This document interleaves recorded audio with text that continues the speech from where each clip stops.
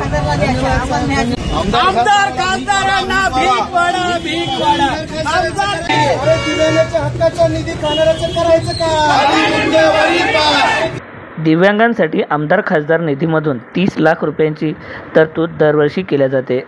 मात्र दिव्यांगांसाठी या आमदार खासदार निधीमधून मागील अनेक वर्षांपासून अनेक आमदारांनी निधीच खर्च केला नाही।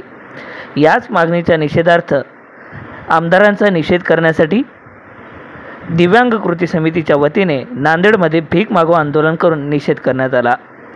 यावेळी दिव्यांग बांधवांनी शहरात विविध भागात जाऊन भीक मागून ही भीक प्रतिकात्मक स्वरूपात आमदारांना नेऊन दिली आणि आमदारांना विनंती केली की आमचा दिव्यांगांचा निधी हा दिव्यांगांवर खर्च झाला पाहिजे। मागील अनेक वर्षांपासून आमदार निधीतला किंवा खासदार निधीतला दिव्यांग निधी हा अखर्चित आहे, म्हणजेच तो खर्च झाला नाही। त्यामुळे दिव्यांग बांधवांवर अनेक प्रकारच्या उपासमारी, बेरोजगारी, अनेक प्रकारची समस्या उद्भवतात। त्यामुळे दिव्यांगांच्या उदरनिर्वाहासाठी, कल्याणासाठी शासनाने सर्वतोपरी मदत करावी आणि प्रयत्न करावेत। तसेच आमदारांनी सुद्धा जबाबदारी आणि जिम्मेदारीने दिव्यांगांकडे लक्ष द्यावं, अशी मागणी दिव्यांग कृती समितीचे राहुल साळवे यांनी दिली। पाहूया याविषयीचा हा वृत्तांत। दरवर्षीचा 30 लाख रुपये हे खासदार महोदयांनी दरवर्षी खर्च करणं बंधनकारक आहे। तसेच नियोजन विभागाचा शासन निर्णय आहे 2016 आणि 2023 यानुसार आमदार महोदयांनी त्यांच्या स्थानिक क्षेत्र विकास निधीतला दिव्यांगाचा राखीव 30 लाख रुपये हा त्या वर्षी खर्च करणं बंधनकारक आहे। परंतु नांदेड जिल्ह्यातल्या आमदार खासदारांनी हा निधी खर्च नाही केला।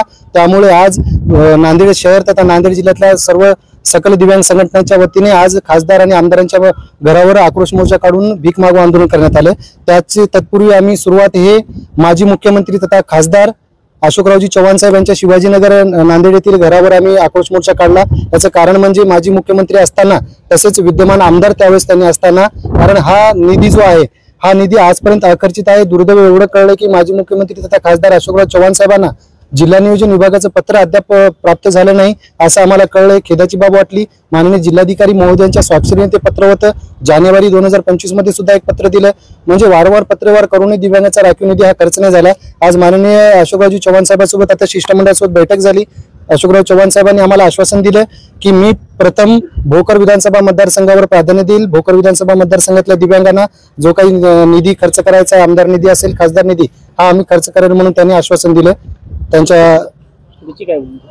त्यांनी जसं आश्वासन दिलं मार्च पूर्वी हे खर्च व्हायला पाहिजे, तसं तर आम्ही आज 15 जून 2025 ते 31 मार्च 2026 पर्यंत आम्ही प्रत्येक आमदार खासदारांच्या घरावर आम्ही आक्रोश मोर्चा काढून भीक मागो आंदोलनासह विविध तीव्र स्वरूपाचे आंदोलन करण्याचा आम्ही इशारा दिलेला आहे। तसेच हा निधी जर खर्चच नाही झाला तर येत्या स्थानिक स्वराज्य संस्थांच्या निवडणुकामध्ये एकाही विद्यमान पक्षाचे असतील किंवा विरोधी पक्षातले असतील, आम्ही कुठल्याही माजी मंत्री असेल किंवा विद्यमान मंत्री असेल, मुख्यमंत्र्यांसह प्रधानमंत्री असेल, केंद्राचे कुठले असेल, आम्ही त्यांना इथे कुठले सभा वगैरे होऊ देणार नाही। आम्ही त्यांच्या सभा सगळं उधळून लावू। आम्ही त्यांना काळे झेंडे दाखवून आम्ही